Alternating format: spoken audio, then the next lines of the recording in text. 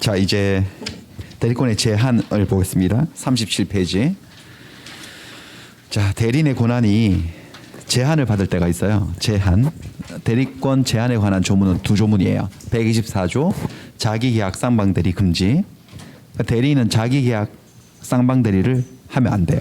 그런 제한을 받아요. 두 번째는 대리인이 여럿이 있을 때 공동으로 대리를 해야 되는 제한을 받을 때가 있어요. 공동대리의 제한 119조. 이 두 가지를 보겠습니다. 먼저 자기계약 쌍방대리 금지에서 일단 개념이 딱 나왔으니까 새로운 개념이 나오면 그게 어떤 개념인지를 아셔야 돼요. 자기계약 쌍방대리가 뭔지. 이게 자기계약이에요. 이 그림이 자기계약을 한 장면이고 우리 수진이가, 여기는 우리 수진이가 쌍방대리를 한 장면이에요. 둘 다 하면 안 되는 건데 했어요. 이쪽 보세요. 이쪽 좀 그림이 이상한데 정상 아니에요. 대리인을 통해서 계약이 이루어지려면 등장인물이 세 사람이 나와야 된다 그랬잖아요. 본인, 대리인, 상대방. 그리고 상대방은 적어도 제3의 인물이 나와야 되는데 사람 2명밖에 안 나왔어 지금. 삼촌하고 수진이.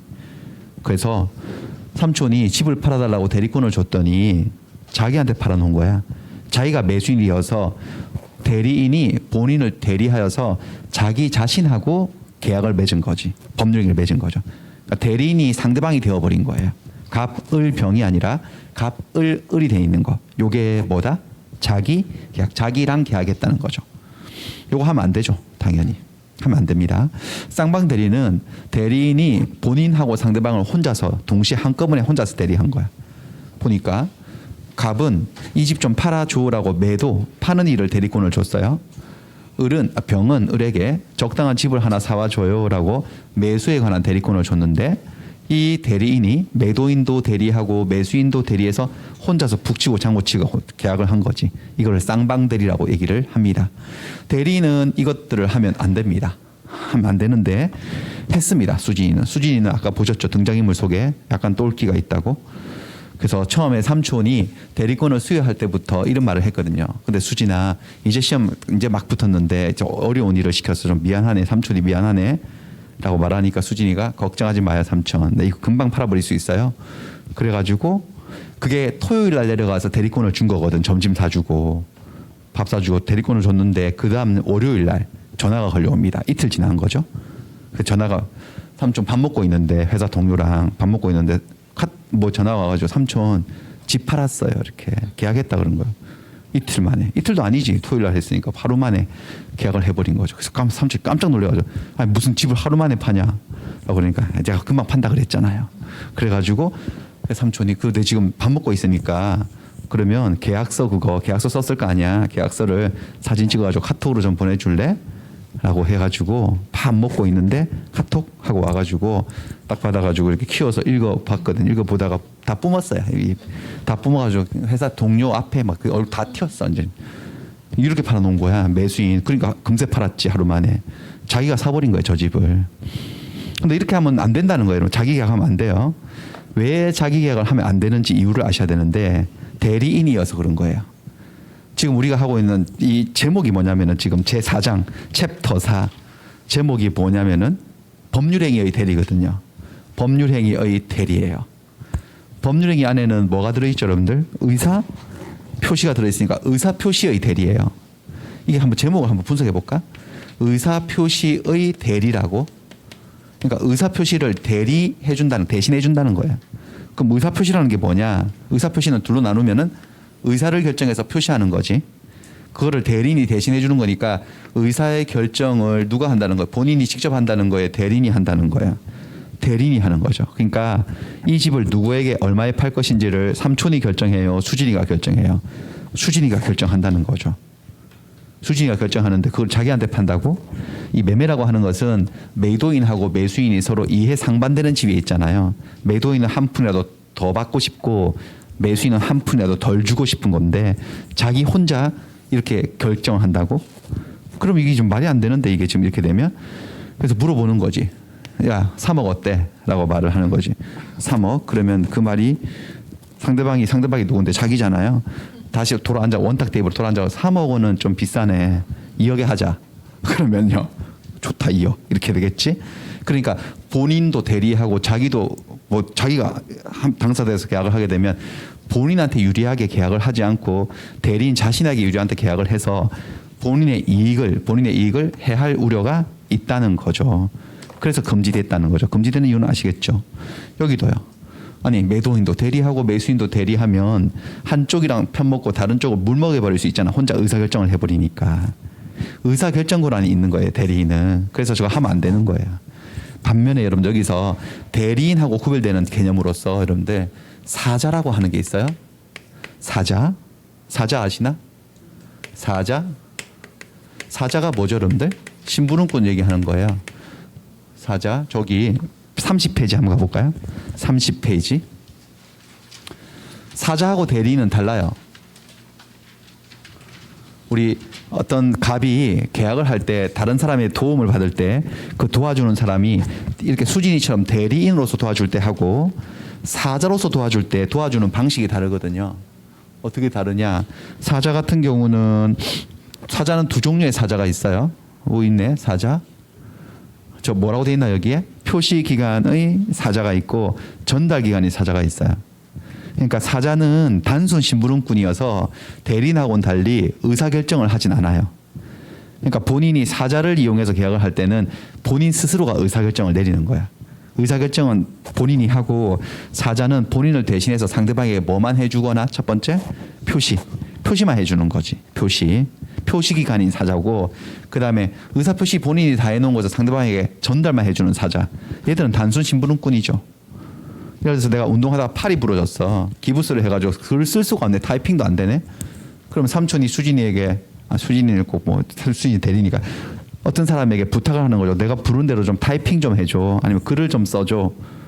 이렇게 한다면은 본인이 의사결정을 내려서 다 내용은 다 자기가 결정하고 그 사람만 표시만 해주는 거잖아. 그럴 때 그 사람은 대리인이라고 하지 않고 뭐라고 한다고요? 사자. 어떤 사자?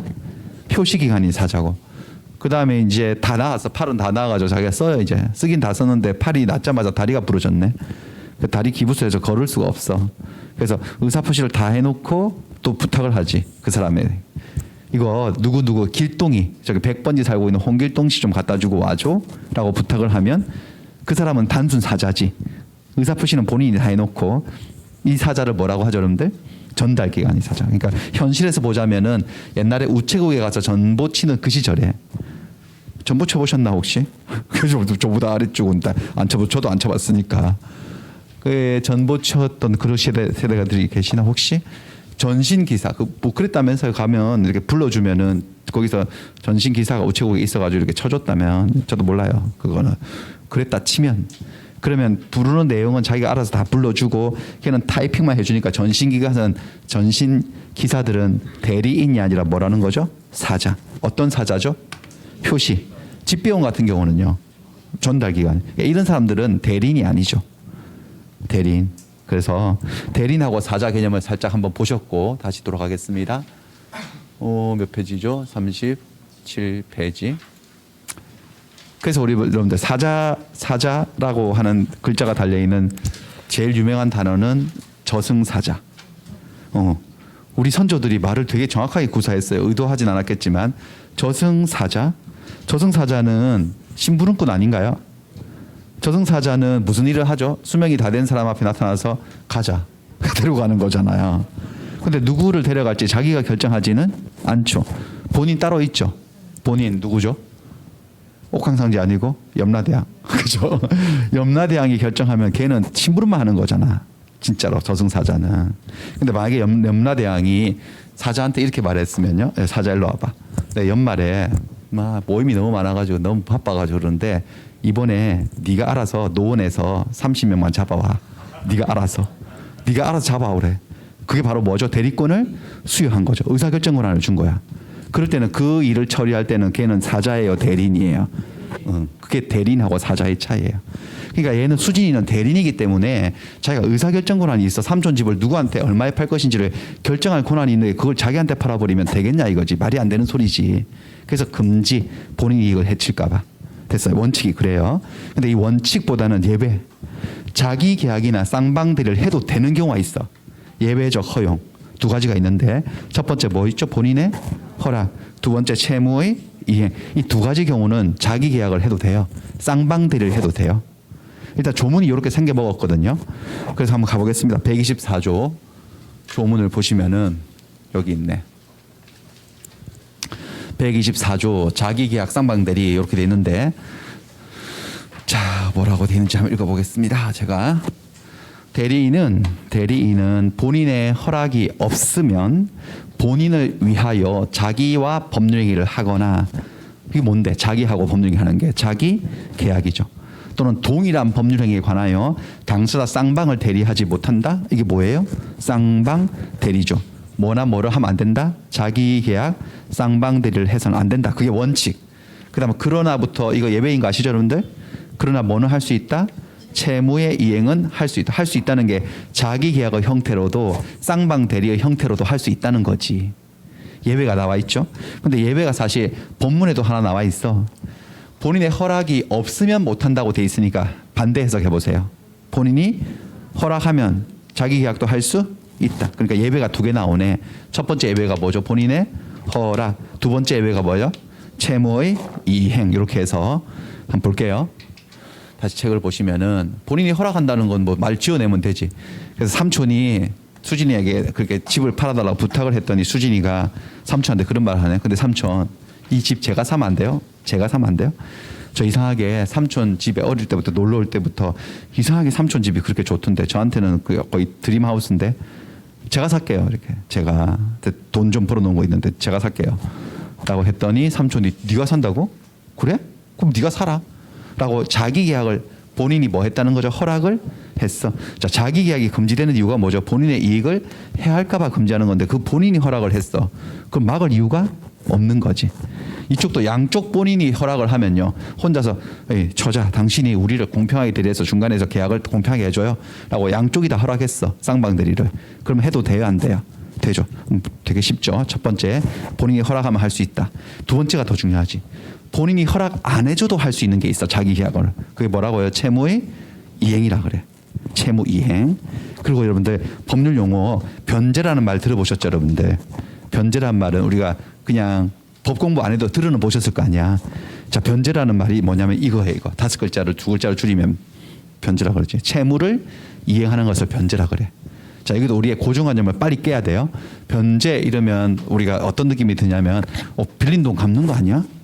그런 생각이 들잖아요. 빌린 돈 갚는 거 변제 받습니다. 빌린 돈 갚는 것도 채무 이행하는 거니까. 하지만 꼭 빌린 돈을 갚는 것만 이 변제가 아니라 채무를 이행하는 것은 모조리 다 뭐라고 한다? 변제라고 해. 우리가 또 그걸 배웠는데 채무에도 금전 채무도 있고 비금전 채무가 있었지. 저 지금 수업하고 있죠. 저 지금 이거 하고 2글자 변제하고 있는 중이에요.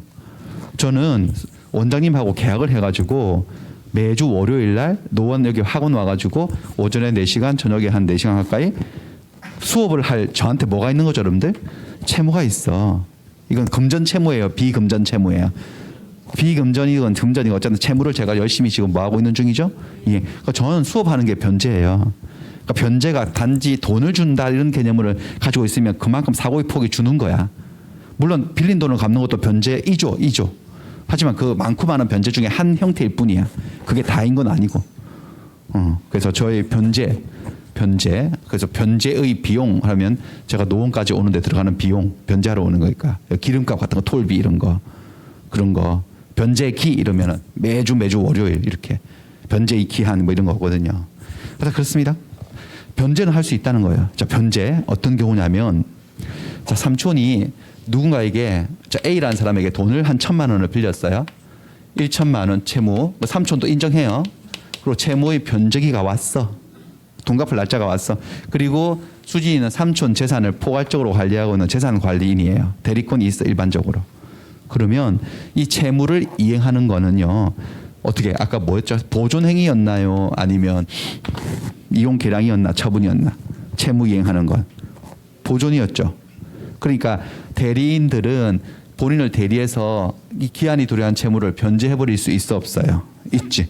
이거 할 때 특별수권을 받을 필요는 없지. 그냥 하면 되는 거죠. 재산관리인이라면 A에게 변제할 수 있습니다. B에게 빌린 돈도 돈 갚을 날짜가 오면 또 변제할 수 있나 없나? 대리인으로서 있지. 쭉쭉쭉 계속 변제를 해오다가 이번에는 돈 받을 채권자가 자기인 거야. 이게 어떤 상황인지 아시겠죠? 대리인이 수진이가 삼촌에게 돈 1,000만 원을 빌려드렸던 거야. 그리고 삼촌도 돈을 빌렸다는 사실을 인정해. 다툰다, 다투지 않는다? 다투지 않아. 다툼이 없어요. 채무의 존재를 인정하고 돈 갚을 날짜가 왔어. 기한이 왔어. 그러면 이게 어차피 갚아야 될 돈 갚는 거니까 삼촌을 대리해서 지금 제3자에게 변제해요. 자기에게 변제해요. 자기에게. 그러니까 형태적으로는 값을 을이니까 어떤 형태를 띠고 있는 거죠. 형태가 자기 계약의 형태를 띠고 있지만 어차피 갚을 돈이 확실하고 삼촌도 인정하는 돈이니까 자기에게도 변제할 수 있나요? 없나요? 있고. 이거 삼촌에게 물어볼 필요 없다. 본인의 허락 없이도 뭘 할 수 있다는 거죠. 여러분들 변제는 할 수가 있다. 자기 계약의 형태로도 할 수 있다는 겁니다. 자, 다툼이 없어야 됩니다. 전제 조건은 혹시 다툰다면 본인이 삼촌은 이렇게 말하네. 수진아, 근데 내가 너한테 언제 돈 빌렸냐? 난 너한테 돈 빌린 기억이 없는데. 이건 다투는 거야, 다투지 않는 거야. 채무의 존재에 대해서 다투는 거죠. 그럴 때는 갚으면 된다, 안 된다? 안 되죠. 자기 계약으로 변제하면 안 되고 삼촌도 인정하고 있을 때, 그다음 변적이 왔을 때, 변적이 오기도 전에 미리 변제하면 안 되고 자기에게. 다시 두 가지 뭐라고요? 다툼이 없고 변적이가 도래한 채무 이행이라면 본인 허락 받아야 아니면 허락 없이도 자기 계약의 형태로도 변제할 수 있다라는. 다툼이 없고 변적이 도래한 채무 이행은 새로운 이해관계를 창설하는 것이 아니고 기존에 있는 관계를 결제하는 것에 불과하기 때문에 저런 형태로도 얼마든지 할 수가 있다라는 겁니다. 요 정도만 일단 알아두시고 그 다음에 위반의 효과를 보시면 자기계약 쌍방대리는 금지돼 있잖아요. 위반을 했다? 위반을 했다는 건 다시 최초의 그 뿜었던 사건으로 돌아가면 수진이는 삼촌 허락받고 자기한테 팔았어. 허락 안 받고 팔았어. 허락 안 받고 그냥 팔았잖아요. 자기가 매수인이 되어서 그 집을, 삼촌이 맡긴 집을 위반한 거야. 하면 안 되는 걸 위반했습니다. 그럴 때는 고난받을 행위 뭐가 되는 거다? 무권 대리입니다. 무권 대리니까 아까 배운 이론대로 이 매매 계약은 자기한테 팔아놓은 매매 계약은 효력이 있다 없다? 삼촌에게 효력이 없지. 무효지. 무효는 무효인데 무슨 무효가 아니죠. 확정적 무효가 아니라 무슨 무효? 유동적 무효여서 삼촌이 추인할 수도 있지. 그래서 처음에는 막 품어가지고 막 동료한테 미안하다고 막 죄송하다고 막 앞에 얼굴을 막 닦고 그 다음에 자기 조카 얘기를 하겠지.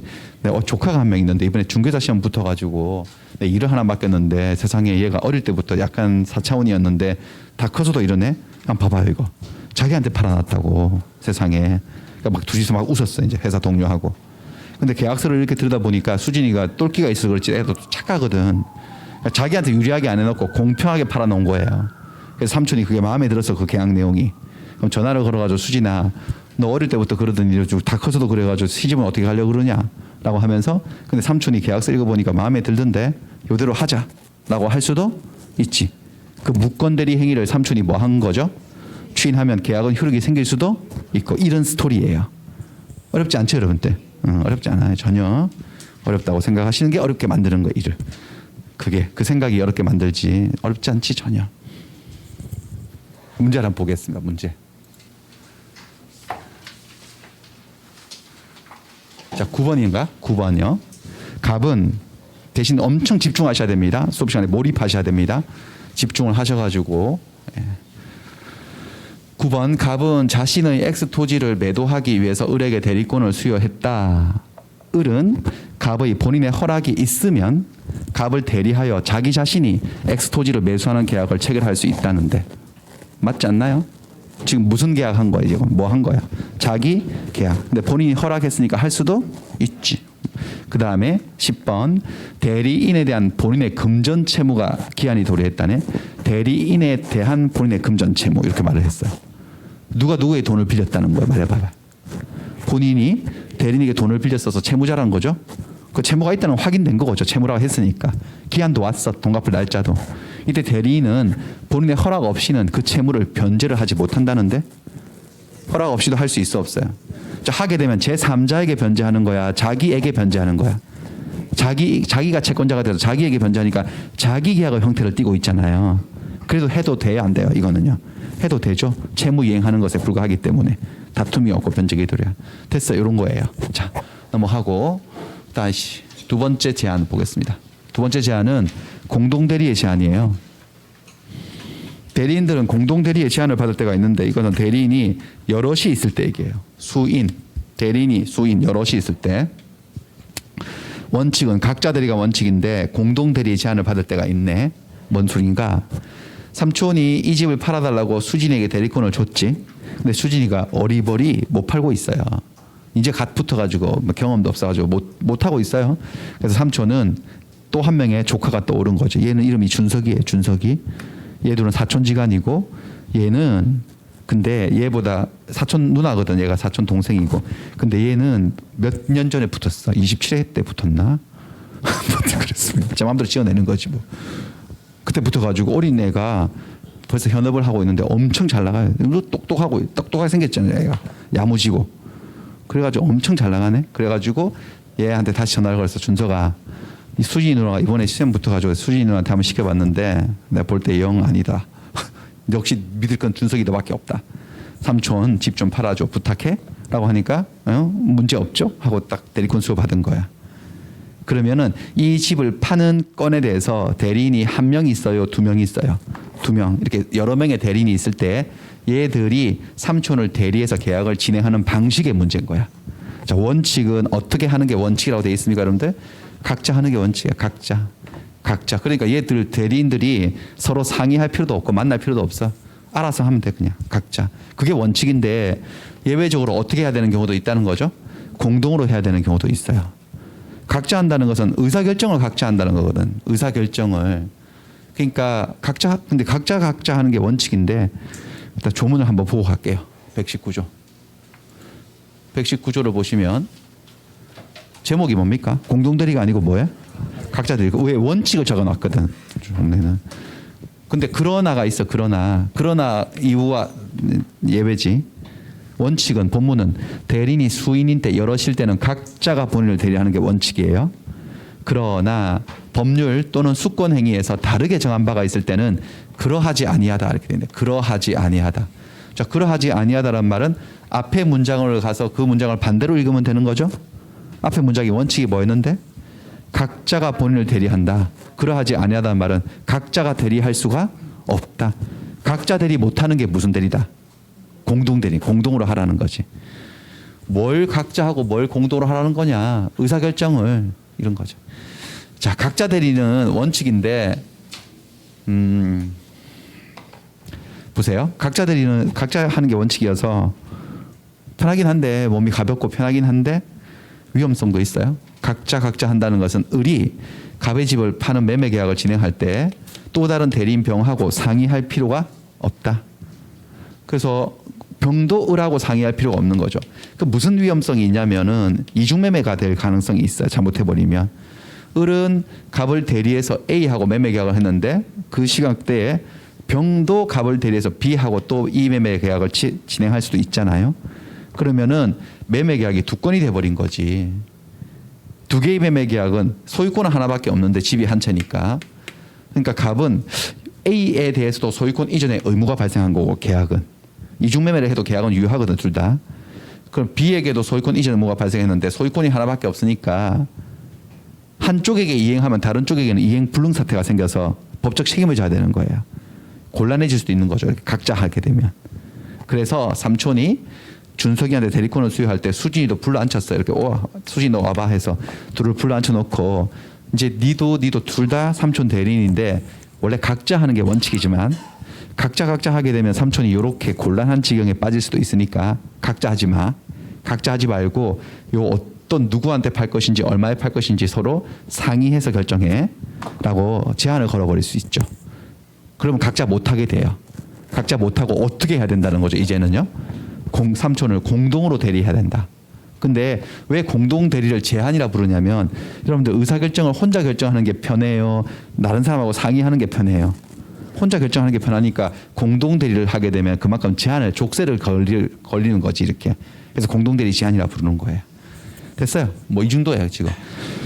그래가지고 둘이서 협의를 해가지고 뭐 준석이는 B한테 팔자 그러고 수진이는 A한테 팔자 그래서 둘이서 만나가지고 1시간 동안 열띤 토론 끝에 결국 준석이 뜻을 따르기로 했어요.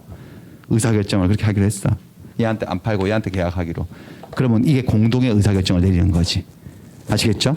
이런 걸 공동대리라고 얘기를 합니다. 자, 공동으로 하라고 할 때는 의사의 결정을 공동으로 하라는 소리지 표시 행위를 공동으로 하는 소리는 아닙니다.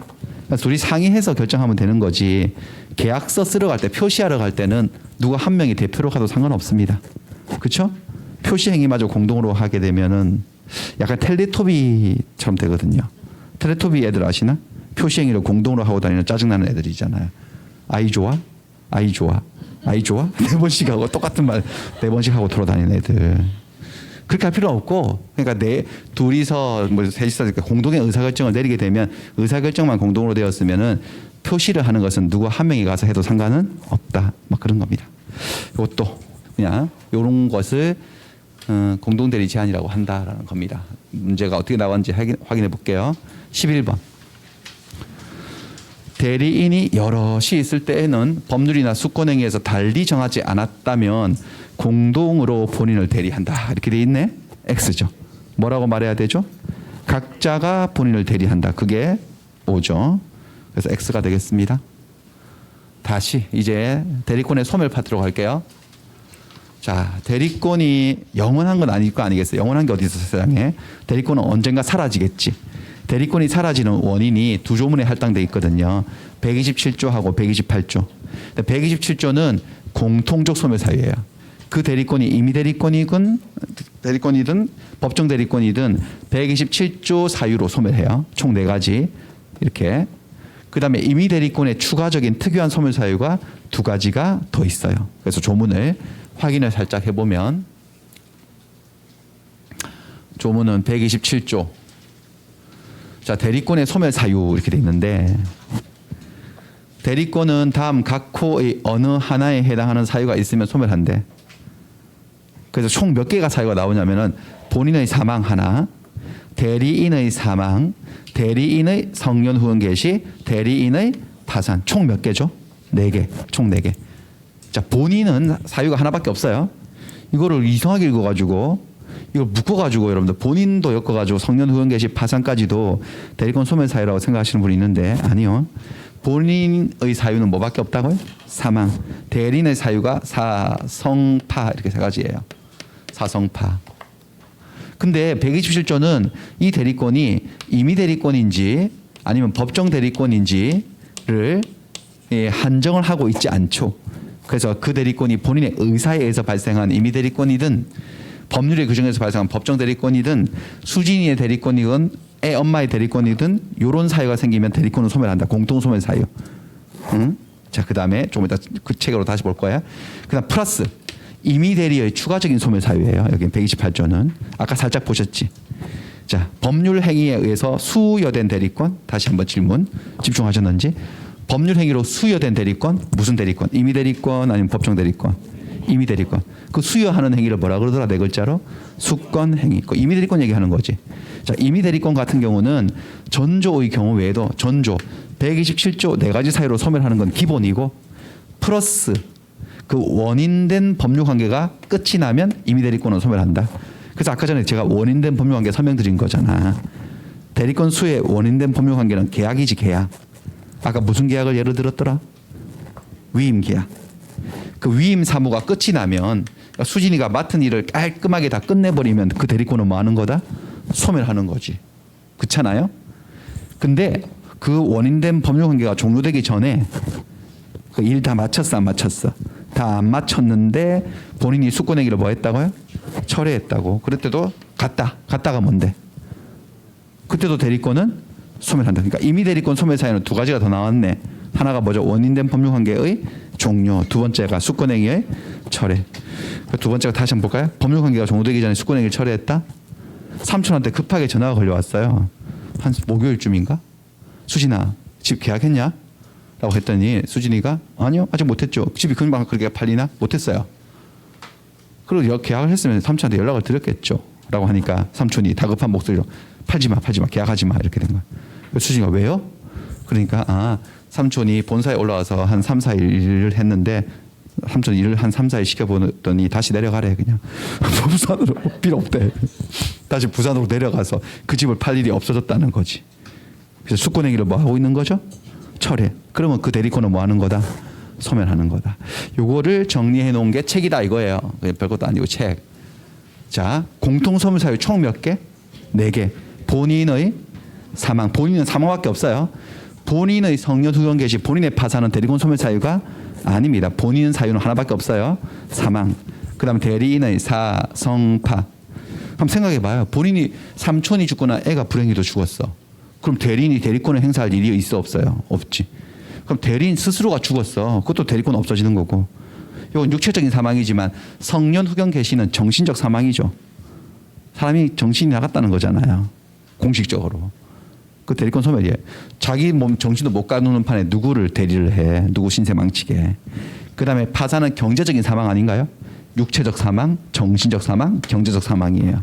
자, 파산한 사람은 누군가를 대리해서 계약을 하고 할 자격이 없다고 판단하는 거예요. 그래서 소멸해요. 다만 주의하실 게 우리 성년 후견 개시가 돼버리면 피성년 후견이라고 하고 요거보다는 정도가 살짝 더 나은 거 좀 괜찮은 게 뭐죠? 한정 후견 개시 심판받으면 피한정 후견이라 그런다 그랬잖아요. 요거는 대리권 소멸 사유가 아니야.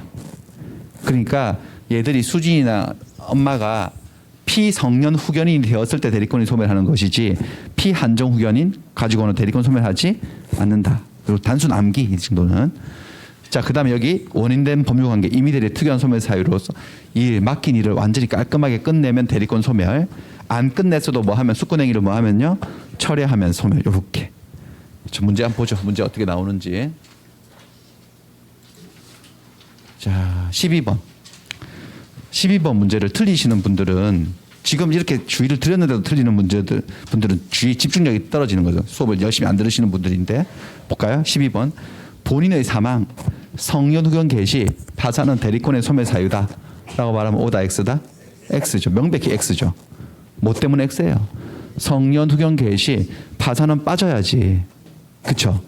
근데 여러분들 이거 진짜 질문 많이 합니다. 이거 나중에. 내년 9월쯤 됐을 때.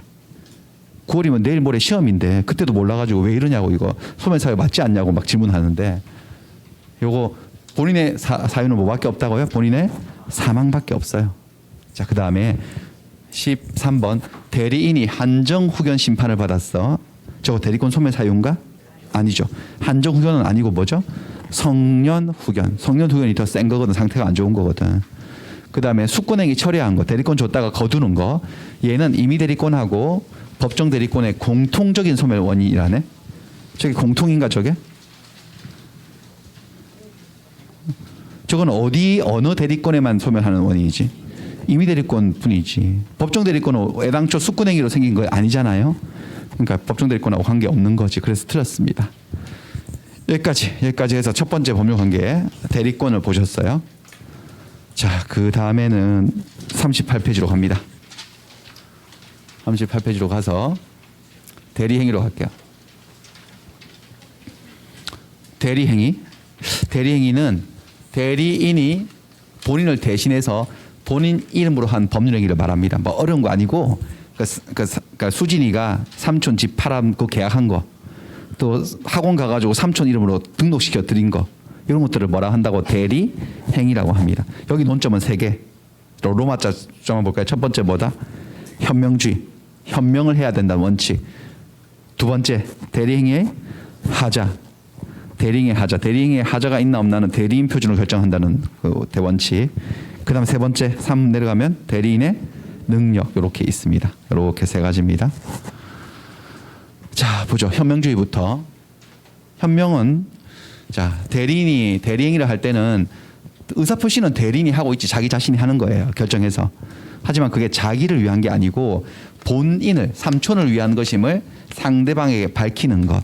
그것을 현명이라고 얘기를 합니다. 본인을 위한 것임을 표시한다. 이때 위한다란 말이 무슨 말이냐면 위한다란 말은 이게 일상 용어가 아닙니다. 법률 전문 용어입니다. 법에서 누구누구를 위한다란 말은 그 누구누구에게 효과가 발생한다는 소리예요. 갑을 위하여 그러면 갑에게 효과가 생긴다. 을을 위하여 이러면 을에게 효과가 생긴다. 효과가 생긴다는 말은 더 구체적으로 얘기하자면 뭐하고 뭐가 발생한다는 거죠? 권리와 의무가 생긴다. 그걸 밝히는 거야. 그러니까 수진이는 계약을 할 때 상대방에게 사장님 저랑 지금 계약하시지만 사장님 계약하시면 이 계약상의 권리와 의무는 저한테 생기는 게 아니고 우리 삼촌에게 발생하는 거예요.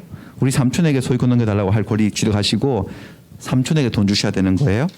라고 권리와 의무 효과는 본인에게 발생한다는 것을 밝히는 것을 현명이라고 얘기를 합니다. 현명이라고 합니다. 그래야지 그 효과가 본인에게 발생하는 거지.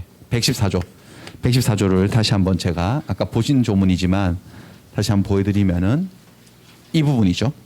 대리인이 그 권한 내에서 권한을 가지고 요만큼 본인을 위한 것임을 뭐 했다는 거죠? 표시했대. 본인을 위한 것임을 표시했대. 이걸 뭐라 한다고요? 이거를 현명. 그러면 직접 본인에게 효력이 생긴대. 그럼 현명 안 하면, 본인을 위한 것임을 표시 안 하면 본인에게 효력이 생겨요, 안 생겨요? 안 생기지. 그게 다음 조문에서 좀 이따 할 건데, 자, 그래가지고 보시면은 현명의 방식. 자, 그래서 현명을 해야 되는데 어떻게 하라는 소리인가? 도대체 현명을. 우리 민법은 대리인들아, 대리행위를 할 때는 본인을 위한 것임을 표시해라 라고 현명을 하라고만 돼 있지, 구체적으로 어떻게 하라고 하는지 방식을 제시하진 않아요. 이 또한 요식이다, 불요식이다. 불요식이다. 하기만 하면 돼요. 그냥 내가 대리는 것을 밝히기만 하면 끝인 거야. 어떻게 밝히냐? 알아서 밝히면 돼, 적당하게. 근데 사람들이 거래 현실에서 현실적으로 쓰는, 실무적으로 쓰는 방식들을 한번 제가 예를 들어서 가져왔습니다. 예. 자, 을이 지금 수진이가 삼촌 집을 파는 매매 계약을 했을 때 계약서에다 이렇게 하면 이게 현명입니다. 현실에서는 어떻게 하느냐? 삼촌 이름을 적고 대리인 자격 표시를 하고 대리인 자기 이름을 적는 거지. 매도인 안에다가 누구 대리인, 아무개 대리인 뭐 수진 이렇게 적는 거야. 이렇게 적어놓은 거, 이게 현명이죠. 그러면 을은 나는 갑의 대리인이라고 상대방에게 표시한 거잖아요. 이렇게 되면 계약은 누가 하고 의사결정은 을이 하고 효과는 누구한테 생기고 갑에게 생긴다는 거죠. 이게 현명이 된 거예요. 근데 민법을 아무리 읽어봐도 이렇게 본인 이름 적고 대리인 자격 표시하고 대리인 이름 적고 도장 찍어라 이런 말은 나온다, 안 나온다? 안 나온다. 그래서 이렇게 해도 됩니다. 그냥 삼촌 이름 적은 거지. 매도인 안에 수진이가 삼촌 이름 적고 삼촌이 준 도장을 황 찍어 놓은 거지. 이렇게. 이것도 본인 이름으로 이루어진 겁니다.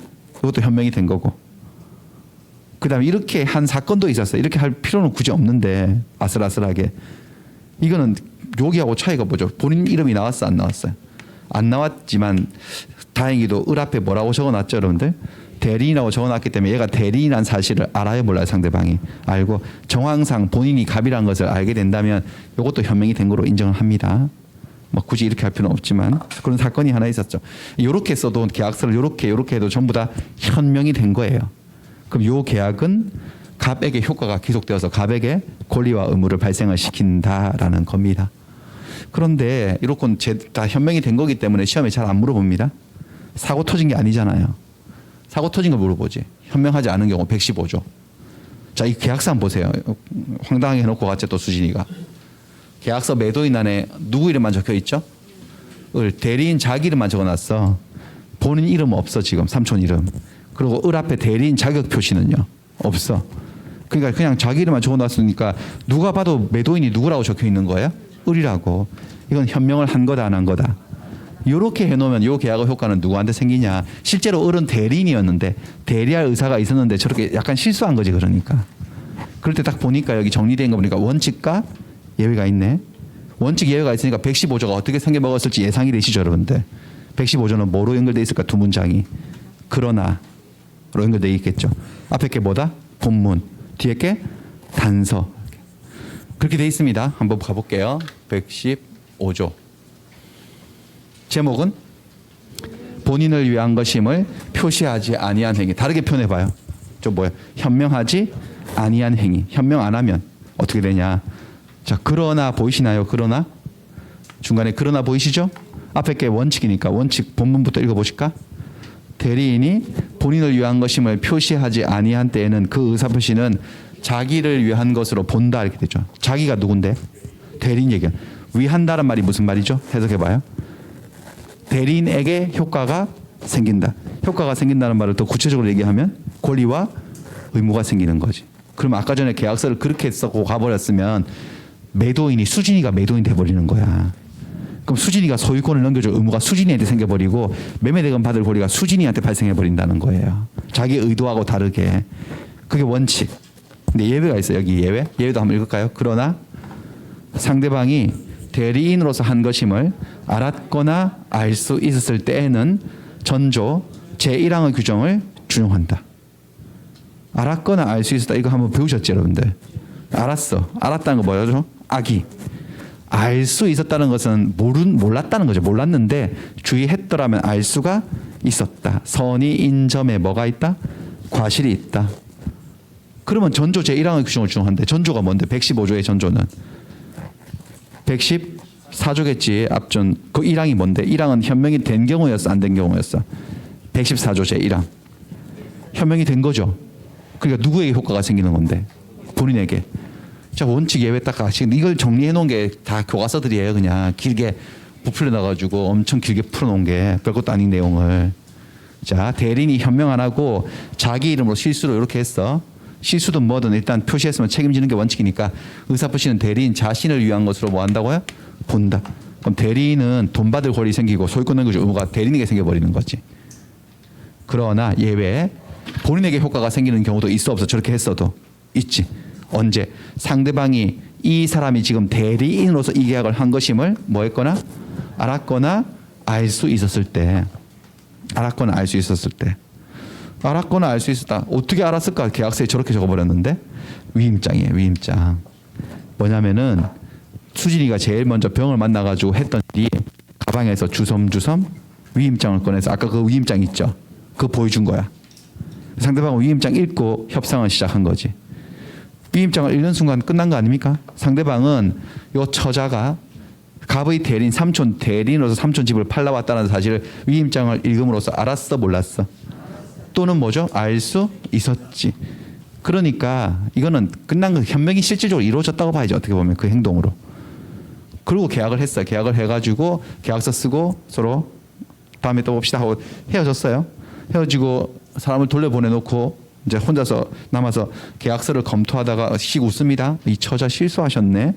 그냥 매도인 안에다 저렇게 적어놓고 한 거예요. 자기 이름만 떡하니 적어놓고 왔어. 원래대로 하자면 저 계약의 효과는 누구한테 생겨야 되는 건데 원래대로 하자면 을에게. 하지만 지금 위임장을 읽은 상대방 병은 을이 대리인이라는 사실을 알았거나 알 수 있었기 때문에 이 계약의 효과는 을에게 생긴다, 갑에게 생긴다. 갑에게 생기는 예외가 인정이 된다. 말하는 그런 맨날 이런 문제만 물어봐요. 그러니까 이거보다 더 깊이 더 물어보지도 않아. 이게 다예요. 1년 내내 배워도. 이건 이제 무슨 말인지 알아듣고 나도 설명 좀 할 수 있고 어설프게나마 그러면 이제 문제 풀리는 거예요. 그래서 문제 한번 보겠습니다. 뭐라고 나왔는지. 15, 16이에요. 갑의 대리인 을이 병 소유 부동산을 매수하면서 사나 봐요. 이번에는 파는 게 아니고 갑을 위한 것임을 표시하지 않았다네. 뭔 소리래 저게. 현명을 하지 않은 거. 누구 이름으로 계약했다는 거죠? 을 자기 이름으로. 그럼 매매 계약은 특별한 사정이 없는 한 갑을 위한 것으로 본다. X 뭐라고 해야 돼요? 을을 위한 것으로 본다. 그러니까 매매 대금은 이제 누가 줘야 되는 거다. 이제 갑이 줘야 된다. 을이 줘야 된다. 을이 줘야 돼. 을이 이제 매수를 한 매수인 꼴이 되는 거니까. 자, 그다음에 16번 갑의 대리인 을이 계약을 체결하면서 갑의 위임장을 상대방에게 제시했어요. 저 장면을 머릿속에 떠올려보면 게임 끝난 거 아닙니까? 위임장 보여줬어. 근데 계약서에다가는 을 자기 이름만 기재를 했으니 사실 행동하고 자기 뭐 좀 약간 모순되는 거지. 을의 이름만 기재했으면 현명을 한 거예요, 안 한 거예요? 안 한 거죠. 그렇지만 갑을 대리해서 계약을 체결한 것으로 볼 수 있어 없어? 이 경우는요. 있지. 왜? 위임장을 읽은 상대방이 얘가 대리란 사실을 알았거나 알 수 있었기 때문에 115조 단서에 따라서. 그래서 O다 X다 이거? X. 자, 넘어갑니다. 두 번째 논점으로 갈게요. 대리인의 하자. 이건 뭐냐? 자, 여기서 말한 하자는 우리 지난주에 배웠던 의사표시 하자. 의사표시 하자가 있다는 것은 사기나 강박을 당했다는 걸 말하잖아요. 근데 그거보다 넓은 개념이에요. 여기서 말하는 하자는 그냥 문제점, 프라블럼 이런 거. 대리행에 뭐 문제 좀 있는데 이런 그런 넓은 의미, 일반적인 의미의 하자예요.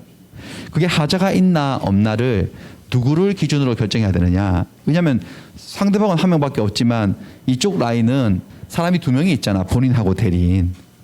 여기 하자가 있나 없나를 본인을 기준으로 결정해야 될까 대리인을 기준으로 결정해야 될까 이게 문제가 있는데 다시 자 수진이는 단순 심부름꾼 사자예요 아니면 대리인이에요? 대리인은 의사결정 권한이 있어 없어? 자기가 있지. 그러니까 실제로 계약을 대리인이 하는 거라고. 그러니까 이 계약에 뭔가 문제가 있는지 없는지는 누구 기준으로 결정하는 게 맞을까? 대리인 기준이에요. 누구 기준이 아니고. 본인 아니에요. 본인 아니고 대리인 기준이에요. 뭐라고 돼 있느냐 여기 보니까 의사의 흠결은 의사가 없단 소리거든. 표시만 있지 의사는 없다. 즉 의사와 표시가 불일치하는 비허착이 뭐더라? 비진이 표시 허의 표시 차고 걔들이 세 개의 공통점이 의사와 표시가 일치하지 않는 건데 그것들을 의사가 흠결되었다고 해요. 그다음에 의사 표시 하자가 있다는 것은 의사하고 표시는 일치하는데 의사결정 과정에 뭐나 뭐를 당한 거, 사기나 강박을 당한 거, 또는 뭘 모르는 걸 뭐라 그래? 선이 아는 걸 악이 알 수 있었는지 없었는지 과실이 있다 없다 이렇게 하지. 이런 것들로 인해서 계약의 효력에 영향을 받아요 안 받아요? 뭔가 문제가 있으면요. 받지. 예를 들면 하나 한번 기억해 볼까요? 기억하시는지. 계약을 하는데 이쪽에서 좀 매도인이라 그럴까? 비진이 표시를 했네. 비진이 표시로 계약을 한 거네. 뻥을 쳐서. 비진이 표시로 계약하면 계약은 유효인가 무효인가? 지금 기억 안 나실까요? 기억 안 나면 완전 정상인데. 유효. 원칙은 유효인데 상대방이 비진이 표시였으면 알았거나 알 수 있었으면 무효다. 통정 허위 표시로 상대방과 짜고 허위 표시로 계약하게 되면 언제나 무효고, 착오에 빠져서 계약하게 되면 취소할 수 있고, 사기나 강박을 다해서 한 계약은요 이쪽에서 취소할 수 있고, 뭘 모르고 뭘 알고 알 수 있었고에 따라서 뭔가 영향을 받기도 하고 하거든요. 근데 그걸 다 누구 기준으로 판단해야 되느냐? 대리인 기준 아니면 본인 기준? 대리인을 표준으로 결정한다. 대리인이 계약하고 있으니까. 본인은 실제로 계약하지 않으니까 자기 스스로는. 대리인을 표준으로 결정한다. 다만 이건 대리이기 때문에 그 효과, 그로 인한 효과, 권리와 의무는 누구에게 생기는 거다? 본인에게 생기는 거다. 자, 표준은 누구 표준? 대리인 표준. 효과는 누구에게? 본인에게. 그런 소리예요. 예를 들어 볼까요? 예를 들어서 딱 집중, 다시 계속 끊임없이 집중하셔야 돼. 삼촌이 집을 팔아달라고 대리권을 줬어. 수진이에게. 진짜로 팔아라 그랬어. 진이 아니면 비진이? 진이로. 우리 수진이, 똘끼 있는 수진이가 비진이 표시를 해버렸네. 뻥으로 팔았네. 계약을 했네. 그럼 이 매도인 측의 의사표시는 진이로 봐야 돼요? 비진이 표시로 봐야 돼요? 이게 질문이에요. 당연히 누구 뭐로 봐야 돼요? 비진이 표시로 봐야 된다. 누구 표준이다? 대리인 표준. 비진이 표시로 팔았기 때문에 상대방이 그게 비진이 표시였다는 사실을 계약할 때부터 알았거나 알 수 있었으면 본인은 진위로 시켰다 할지라도 이 계약은 본인에게 효력이 없고 무효가 된다. 두 번째, 갑이 을에게 야, 수진아 자꾸 이상한 짓 하지 말고 진짜로 팔아라고. 이번엔 진짜로 팔아. 다시 한번 이렇게 했다. 그래서 삼촌 이번엔 걱정하지 마요. 장난 안 칠게요. 진짜로 팔게요. 그러더니 이번에는 상대방을 통정해서 허위 표시를 해버리네. 아예 더 나아가서. 자, 그러면 이건 진위로 봐야 돼요? 허위 표시로 봐야 돼요? 허위 표시. 다 누구 기준으로 하는 거죠? 대리인 기준인 거예요. 대리인 기준이고. 그다음 혹시 그러니까 삼촌이 비진이 표시로 하라고 진위 없이 그냥 그렇게 하는 척만 하라고 시켰어. 근데 얘가 진위로 팔았어. 이거 진짜로 팔아버렸어. 그럼 진인 거야, 비진인 거야? 진인 거야. 다 누구 기준으로 대답하면 끝이죠? 대리인 기준으로. 되게 쉽죠, 그러니까. 엄청 쉬워요. 좀 시간이 지나면 더 복잡해지느냐? 아니, 이게 다예요. 계속해서 이렇게 대답하시면 끝인 거야, 1년 내내. 누구 기준이라고? 대리인 기준. 대신 효과는 누구한테 생기는 거다? 본인. 그건 뭐냐? 예를 들어서 갑이 을에게 이번에는 진짜로 팔아라 시켰더니 진짜로 팔았어. 여기 이제 비진이 표시는 없는 거지. 근데 문제는 요 병한테 사기당한 거야. 수진이가 사기를 당해서 계약을 한 거지. 근데 삼촌은 사기당한 사실은 없지. 왜? 삼촌은 상대방을 만난 적도 없을 거, 아예 나가질 않으니까. 그러면 대리인은 사기를 당했고 본인은 사기를 안 당했으면 요 계약은 사기를 당한 계약이라고 봐야 돼? 안 당한 거로 봐야 돼? 당한 거지. 대리인이 당했으면 당한 거지. 맞나요? 그러면 사기를 당했으니까 이 계약을 뭐 할 수 있는 거죠? 저쪽은요? 취소권이 발생하죠. 그 효과, 취소권 발생이라는 효과는 누구한테 생기는 거라고? 본인에게 생기는 거라고. 그러니까 수진이가 사기를 당했다고 해서 수진이 스스로가 계약을 취소하면 된다 안 된다? 안 되죠. 이거 아까 뭐하고 일맥상통하는 거냐? 권한의 범위가 애매한 대리인이 할 수 있는 행위 없는 행위 배우셨잖아요. 그중에 취소하고 해제하는 것은 무슨 행위에 속하더라? 보존 아니고 이용 계량 아니고 처분 행위. 처분 행위에서 뭘 받고 하라고? 특별 수권 받고 해야 된다. 거기랑 일맥상통하는 거지. 이해되시나? 그래서 대리인이 본인을 대리해서 계약을 하다가 상대방한테 사기를 당하면 대리인이 계약을 취소할 수 있다라고 말하면 X지. 뭐라고 해야 되죠? 본인이 계약을 취소할 수 있다. 이렇게 말을 하면 맞지. 그리고 뭔가 계약을 하는데 본인은 알았어, 그 사실을. 근데 대리인이 모르고 한 거지. 그 모르는 거로 봐야 돼, 안 거로 봐야 돼요? 모르는 거야. 다 누구 기준이죠? 대리인. 본인은 몰랐는데 대리인은 알았어. 그럼 안 거예요, 모르는 거예요? 안 거예요. 다 대리인 기준이라고. 그게 다예요. 됐어. 그 정도 한번 연습해 볼게요. 그런 말 있네. 진이 아닌 의사표시인지 여부는 누구 표준으로 결정하고? 대리인. 대리인이 상대방과 통정해서 허위 표시했으면 허위 표시인 거지 그냥. 설령 본인이 몰랐다 하더라도 그건 결국 본인에게 효력이 없는 거지. 본인이 알았고 몰랐고는 중요한 게 아니지. 그 다음에 사기 강박을 당했는지 여부도 대리인 표준입니다. 그러나 취소권 자체는 본인에게 기속하는 거죠. 대리인이 사기나 강박을 당해서 계약을 했다면 본인이 계약을 취소하고 뭐 그런 스토리예요. 문제가 어떻게 나오는지 한번 볼까요? 17번. 갑이 대리인 을을 통하여 병과 계약을 체결을 한 경우 의사의 흠결이 비허착을 얘기하는 거예요. 혹은 사기 강박, 그런 걸 당했는지 여부는 을을 표준으로 결정한대. 대리인을 표준으로. 맞나 이거는? 그다음에 어떤 사정의 이게 뭐야? 지는 알았다. 악의를 얘기하고 부지 몰랐다. 이런 것들로 인해서 계약의 효력이 영향을 받을 경우에 그러한 사실의 유무는 갑을 표준으로 본인을 표준으로 결정한다는데 그것도 누구 기준으로? 대리인 표준으로 하는 거죠. 뒷부분이 틀린 거네. 이건 조문은 안 보여드렸네. 이게 조문이거든. 지금 이 문제 자체가. 자, 116조 제1항만. 1항이 있고 2항이 있는데 2항은 한 번도 시험에 안 나와서요. 2항은 뭐 몰수되고. 지금 이제 다 설명 듣고 한번 이 조문을 보시면 어떤 의사표시를 했는데 대리인이 그 효력이 의사의 흠결, 비허착이나 사기 강박, 하자나 어떤 사정을 알았다, 악의, 과실로 알지 못했다, 과실이 있다, 선의인데 과실이 있다. 이런 것들로 해서 영향을 받을 때 그 모든 사실의 유무는 누구를 표준으로 해서 결정한다고요? 대리인을 표준으로 결정한다. 저 대리인 자리에 뭐를 넣어서 시험 문제를 만들까? 틀린 지문으로 본인 넣어서 만드는 거죠. 그거 맞추시면 돼요, 그냥. 본인 표준이 아니고 누구 표준이다? 대리인 표준이다. 효과는 누구에게 돌아간다? 본인에게 돌아간다. 뭐 됐어. 그 정도만 지금 하시고 이거 뭐 계속 할 거거든요. 1월 달 되면 또 하고 3월 달 되면 또 하고 더 약간 더 세련되게 할 거니까 계속 점점 이해가 깊어질 수 있습니다. 요것들은 다 안 한 것이어서 쭉 다 넘어가고 세 번째 대리인의 능력으로 갈게요. 대리인의 능력. 자, 지금 대리인의 능력은 어떤 상황이냐면 대리인이 계약을 해요. 본인이 계약을 해요. 계약 자체는요. 대리인이 하죠. 자, 다시 17페이지로 살짝 가가지고 계약을 정상적으로 완벽하고 유효하게 할 수 있는 세 가지 능력이 필요하죠. 계약을 할 때. 17페이지 보시면은 제일 위에 무슨 능력? 권리 능력. 사람이어야 된다는 소리고 그거는 뭐 별것도 아니고. 두 번째 뭐죠? 의사 능력. 제정신이어야 된다는 소리죠. 술이 떡이 돼 있거나 너무 어리거나 그러면 안 된다는 거죠. 미쳤거나 꽃 꽂았거나 이렇게. 그러면 안 된다는 거지. 의사 능력이 없는 상태에서 한 계약은 어떻게 되죠? 무효예요. 세 번째는요. 행위 능력이 필요하죠. 행위 능력. 그렇죠? 행위 능력. 행위 능력이 없는 애들이 뭐라 그래요? 제한 능력자. 3종이 있지 않나요? 미성년자, 피성년 후견인, 피한정 후견인. 걔들은 계약하려면 법정 대리인 동의받고 해야 되죠. 동의 없이 혼자 한 계약은 무효는 아니고 취소할 수 있죠. 결국 뭐가 필요하다는 거죠. 권리 능력은 빼고 얘기할게요. 계약을 할 때 사람에게는 뭐가 필요하다, 뭐가 의사 능력과 행위 능력이 필요하다, 필요 없다.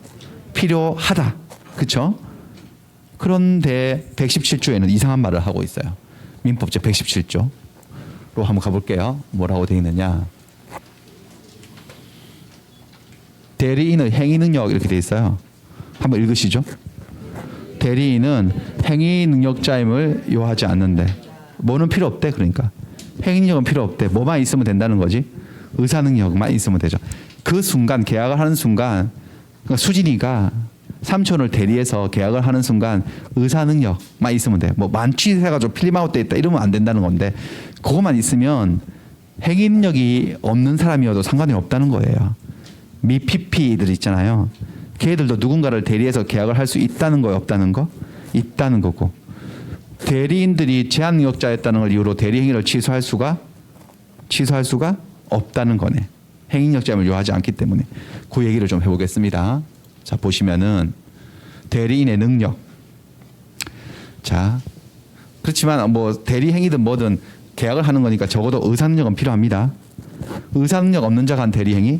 그 17페이지 나와 있는 세 가지 애들 있죠. 머릿속에 이미지를 떠올려 보세요. 제일 먼저 망토 쓰고 날아가는 애 있죠. 6살짜리가. 6살짜리가 삼촌 대리해서 계약하면 계약은 무효인 두 번째, 그 꽂은 여자 있잖아요. 정신 나간 여자. 걔가 해도 무효야. 그다음 술이 떡이 돼가지고 필름 아웃된 상태에서 계약하게 되면 무효라고. 그러니까 적어도 무슨 능력은 필요하다는 거예요. 의사 능력은 필요하고 의사 능력이 없는 자가 한 대리 행위는 무효 처리합니다. 이건 일반 법률이랑 다를 바가 없는데 행위 능력에 있어서 이상한 소리를 민법이 하고 있죠. 대리 행위를 할 때는 행위 능력자임을 요하지 않는다. 그럼 행위 능력이 없는 미피피들도 누군가를 대리할 수가 있다는 소리잖아. 그래서 제가 지금 대리인을 바꿔놨어요. 지금요. 대리인이 지금 얘가 아까 수영이거든. 얘는 수영이에요. 수영이가 누구냐? 수진이 동생. 고등학생 18세로 바꿨어요. 왜? 원래 수진이였잖아. 여기 들어와 있는 애가. 근데 수진이한테 몇 번 계속 시켰더니 수진이가 드디어 안 하겠다 그런 거야. 삼촌, 사실 저 3년 만에 붙었다니까요. 내가 지금 내 청춘을 다 날리고 나 좀 놀아야 돼요. 내 지금 삼촌 집 팔고 그럴 시간 없어요. 좀 놀아야 돼. 내 한이 맺혀가지고. 그래서 거절을 하네 이제 드디어. 안 팔아 뭐 일 안 하겠다. 대리 안 하겠다고. 그랬더니 삼촌이 그 수진이의 동생인 수영이에요. 친자매인데 걔한테 대리권을 주려고 하네. 이건 말이 안 되는 얘기들이잖아요. 제가 지금 하고 있는 게. 근데 어쩔 수 없어요. 왜냐하면 그렇게 해야지 이게 이해가 되기 때문에. 여러분들 이해시키기 위해서 좀 약간 억지스러운 예를 드는 건데. 그래가지고 대리권을 야 수영아 그러면 네가 이 삼촌 집 좀 팔아줄래? 라고 했더니 수영이가 삼촌 저 아직 학교 졸업도 안 했는데요. 저 미성년자예요. 라고 했더니 괜찮아. 어릴 때부터 이런 것도 해보면 괜찮아. 그리고 네가 이걸 해야지 우리 노원 학생들이 이렇게 되면 어떻게 되는지 알게 된다니까. 네가 해줘야 돼. 어쩔 수 없이. 네가 담당을 해야 돼 이거. 그래가지고 오 그래요? 해가지고 받았어. 팔아주겠다고. 팔아주면 뭐 사줄 건데요? 하니까 야 니들 자매는 꼭 뭘 사달라 그러네. 좋아. 내가 너한테 뭘 사주지. 너한테는 저걸 사줄게. 가방인데 그 싼 가방 있는데 고릴라 그 뭐죠 키플링을 하나 사주지. 뭐 그래가지고 뭐 했어요. 모르시나 보네. 여자분들 가방 좋아하시지 않나? 아무튼 그래가지고 계약을 맺고 대리권을 줬어. 고등학생. 그럼 18세 정도면 요건 있어 없어? 의사 능력은요. 특별한 사정 없으면요. 있지. 근데 뭐가 없는 거죠? 18세면은 행위 능력은 없는데 없어도 상관이 없다라고 117조에서 말하고 있어. 그러니까 얘가 미성년자가 삼촌 대리해서 계약을 했어요. 이렇게. 요 계약은 나중에 가서 수영이가 또는 수영이 부모님이 AB 또는 삼촌이 본인이 내 대리인 미성년자였어요. 미성년자가 한 계약은 취소할 수 있는 거 아시죠? 나 이 계약 취소할래요? 라고 할 수가 없다. 할 수 없다는 거지.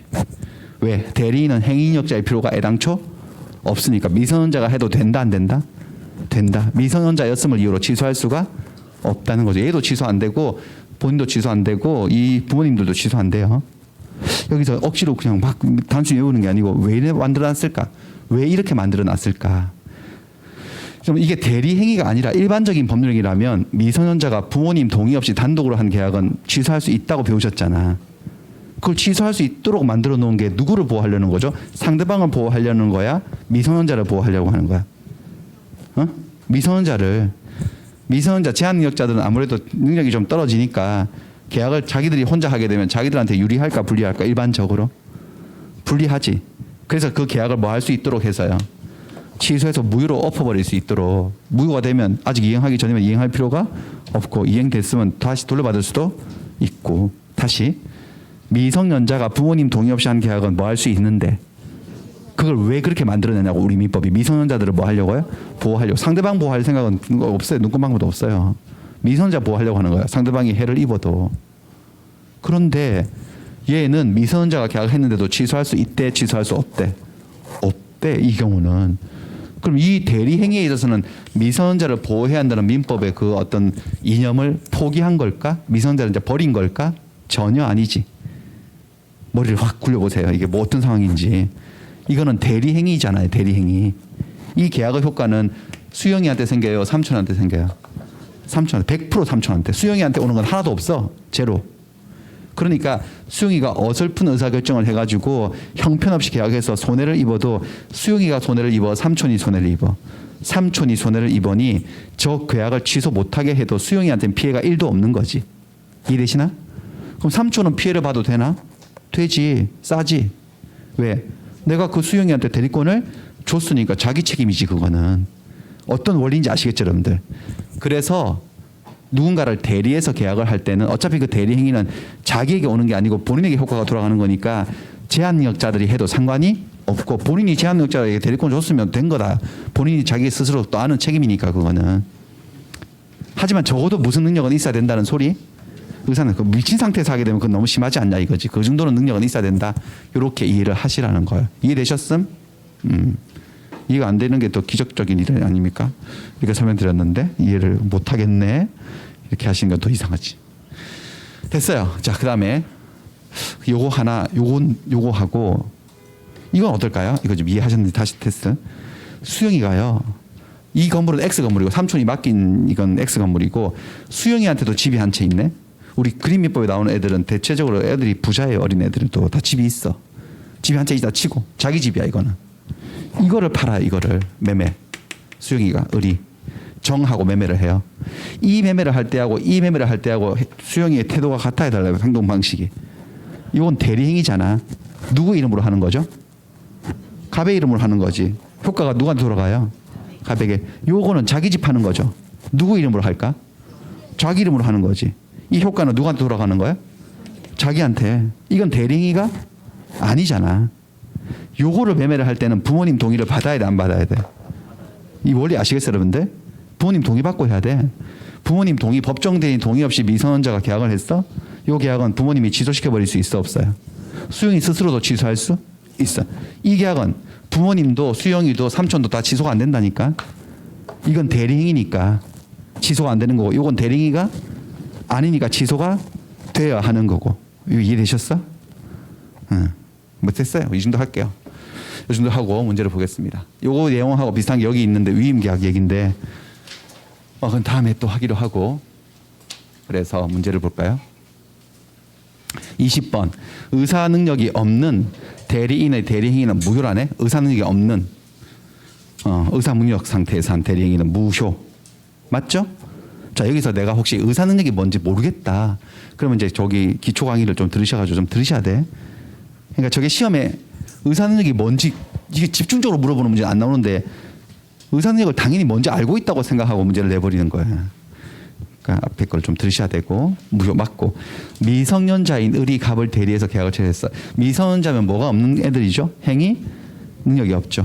얘가 갑을 대리해서 병과 계약을 체결을 했을 때 갑은 을이 제한력자임을 이유로 계약을 취소시켜버릴 수 있대. 본인은. 있어요? 없어요? 없지. 자, 117조 다시 뭐라고 돼 있다고. 저 얘기가 대리인은 뭐임을 요하지 않는다. 행위 능력자임을 요하지 아니한다. 이렇게 돼 있어요. 여기까지 하면 두 번째 얘기가 맞춰졌고, 그다음에 대리 효과. 다시 대리 효과는 대리인이 한 법률행위 효과를 말한대. 그 효과들은 다 누구에게 생기는 거다? 본인에게. 대리인에게 생기는 것은 하나도 없음. 모조리 다 본인에게 생기는 거다. 뭐 그런 얘기 적혀 있고. 됐어. 이건 다음에 하고. 그래서 여기서 잠깐 쉬었다가 이제 복대리는 넘어가고요. 이번 라운드 안 합니다. 쉬었다가 무권 대리로 들어가도록 하겠습니다. 네. 잠깐만 쉴게요.